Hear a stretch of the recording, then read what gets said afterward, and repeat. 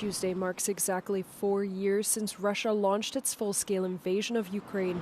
On the anniversary, Ukrainian President Volodymyr Zelensky said the country has preserved its statehood, while allies promise continued support and peace on Kyiv's terms. Talks between Kyiv and Moscow were relaunched last year by the United States, but have so far failed to stop the fighting.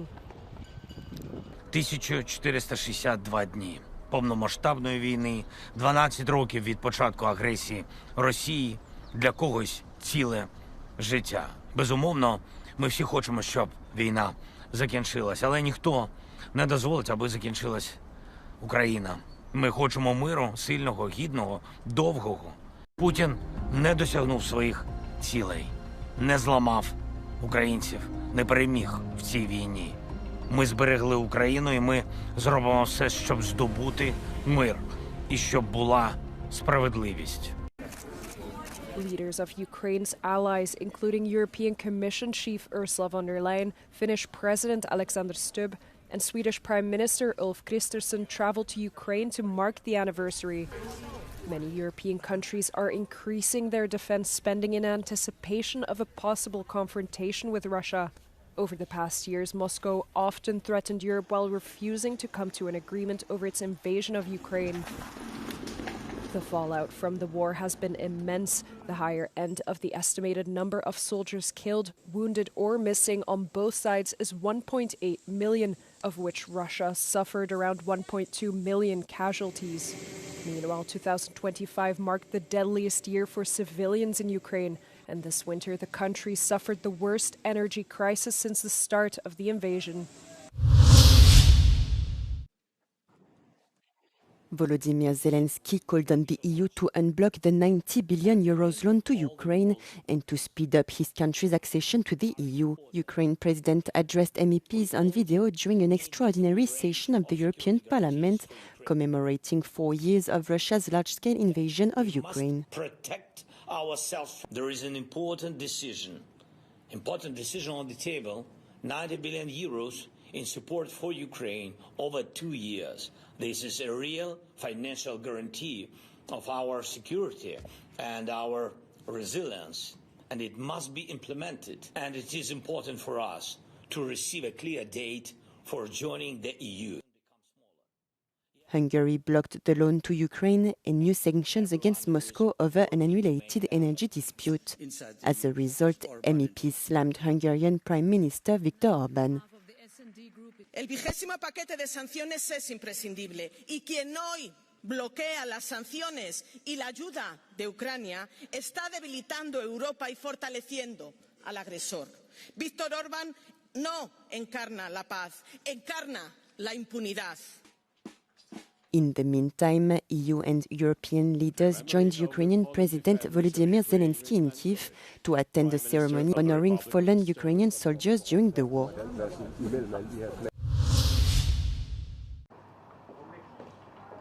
Poland's Foreign Minister Radoslaw Sikorski has accused Hungary of deepening its obstruction of EU support for Ukraine, describing Budapest's latest move to block a 90 billion euro loan and fresh sanctions as an escalation that favors the Kremlin. Speaking to Euronews' flagship Europe Today morning program, Sikorski said Hungary had repeatedly chosen energy arrangements that indirectly benefit Moscow. Hungary has had plenty of opportunities over the years to do what the rest of Europe has already done, namely to sign long-term contracts for the delivery of oil and gas from the south, without having to buy it directly from Putin, and thereby oiling Putin's war machine. Sikorski pointed to previous Hungarian blockages, including the suspension of around 7 billion euros from the European Peace Facility funds intended to reimburse member states that supplied military equipment to Ukraine. With U.S. support for Kyiv increasingly uncertain, Sikorski argued that Europe's leverage should not be underestimated. Well, I think our cards, to use terminology that is close to Donald Trump's heart, are quite strong. We have supported Ukraine more than the United States. We are now the sole source of support for the Ukrainian state, for the Ukrainian armed forces, for the Ukrainian defense industry. And sooner or later will come a point where the United States and Putin will realize that Ukraine will make its own decisions based on the support that it has from Europe, and therefore that Europe's view and Europe's security interests cannot be ignored. Over the past 4 years, Russia forcefully deported at least 20,000 Ukrainian children. Kyiv managed to bring back 2,000 of them. Among them is Vlad Buryak. He was 16 when Russian forces abducted him at the checkpoint as he tried to evacuate from occupied Melitopol to Zaporizhia. Vlad was taken first to the filtration camp and then to a Russian prison. He spent 90 days in captivity. One of my job was cleaning torture room. After torturing, in this special room was lots of bloods, was lots of like medicine bandages and everything. And after torturing, I most of time cleaned torturing room. After blood, just mop the floor, take off some rubbish from this room. Lots of Russian soldiers and lots of Russian special forces who tortured people. They say that Ukraine not already exists. Yale's Humanitarian Research Lab placed the number of deported Ukrainian children closer to 35,000. Moscow claimed that the number could be as high as 700,000. The actions of the Russian Federation towards Ukrainian children are not isolated incidents or humanitarian decisions gone wrong. They are part of a deliberate strategy, a state policy of demographic engineering and identity erasure. This is the arc of Russia's design: isolate, reprogram, deploy. If we speak about the scale, the true numbers are only known to Russia. According to Ukrainian officials, over 1.5 million Ukrainian children currently remain under Russian occupation.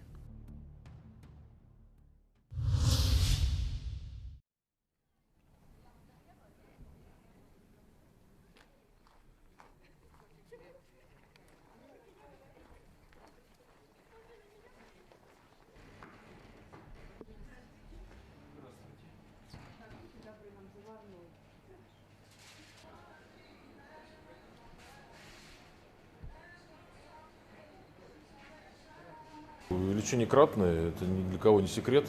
Цифры конкретно не хотел бы, наверное, раскрывать, да, все-таки это небольшое, пускай небольшого предприятия, но коммерческая тайна.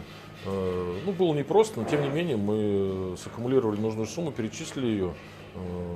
Нормально смотрим пока вперед. Начались процессы, связанные с использованием. Понимаем прекрасно, что страна находится в непростой ситуации. Мы понимаем. Простите чем-нибудь. Пришлете что-нибудь. Многие закроются или уйдут в тень. Вот подскажите, как нам быть в такой ситуации и вот в условиях резкого изменения налогового законодательства? Бизнес от перехода на новые системы налогообложения ни в коем случае не должен пострадать. И дочери, и вашему делу, которое называется таким. Борис, как дела? Хорошо. Там у нас тортик свадебный.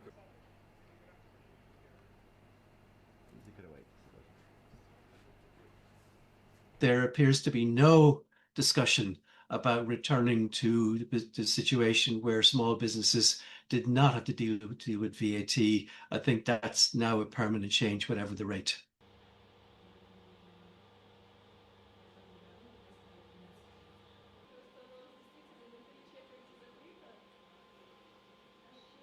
Мне страшно за завтрашний день.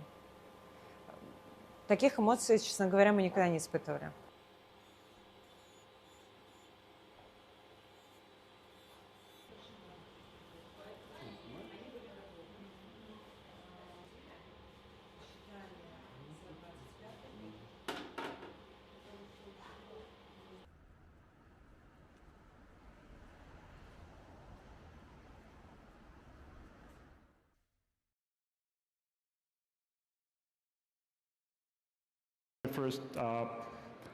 Telegram founder Pavel Durov is being investigated as part of a criminal case on suspicion of aiding terrorist activities, according to 2 Russian outlets who did not cite a source. Both articles, which mention Durov's criminal case, are written in an identical tone and use similar expressions. In particular, they state that as a result of terrorist attacks carried out using the Telegram messaging app, journalist Daria Dugina and Vladlen Tatarsky, along with 9 high-ranking Russian military personnel, were killed, while 4 others were wounded. The articles also state that since 2022, the Russian security service has prevented 475 terrorist attacks against the military, government officials, and infrastructure facilities, all of which were claimed to have been planned using Telegram.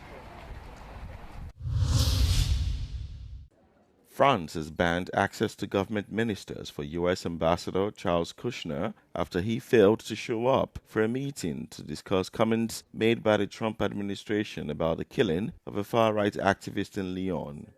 According to a statement from the French Foreign Ministry, Kushner would not be allowed direct access to members of the French government. The statement, however, added he would be permitted to continue his diplomatic duties and have exchanges with officials. Foreign Minister Jean-Noel Barrot had summoned Kushner, the father of U.S. President Donald Trump's son-in-law and advisor Jared Kushner, after the U.S. Embassy in Paris reposted comments by the Trump administration about Quentin Durong.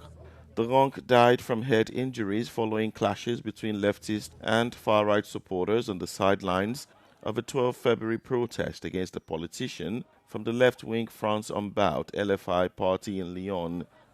The 23-year-old activist killing highlighted a climate of deep political tension in France ahead of next year's presidential vote.